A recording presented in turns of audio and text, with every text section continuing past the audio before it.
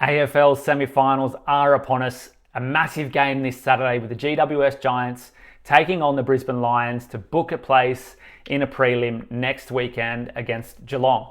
Now, these two teams matched up earlier in the season in 2 games, and I'm going to continue the trend. I'm going to take GWS to win. I'm going to get them to cover the line.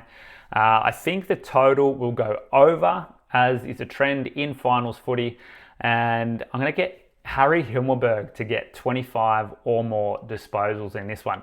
Now let's break down these numbers, think about the game, and look at the matchup here to see why I have taken these 3 top picks in the GWS versus Brisbane game.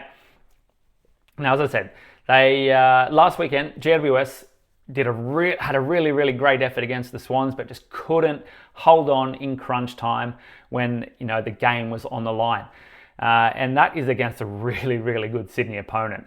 If you look at these other opponents, and more specifically the Brisbane Lions, I don't expect them to come rallying home in the 4th quarter as Sydney did.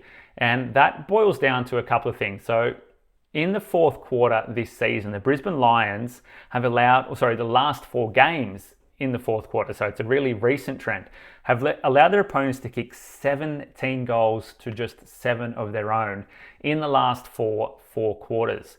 So that's a really kind of telling number for me to say that Brisbane aren't completing their games. They're not playing the full game. They're letting their opponents come back in the 4th quarter to get on top. And if you look at the GWS Giants, I think where they're going to win the game is around the stoppages and the rebound 50s. So in the 2 games these teams played earlier in the season, GWS were really dominant around stoppage clearances.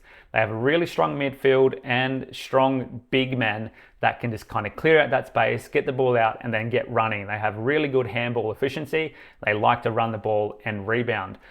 The Brisbane Lions allow their opponents 43 rebound 50s per game. That's the most in the league.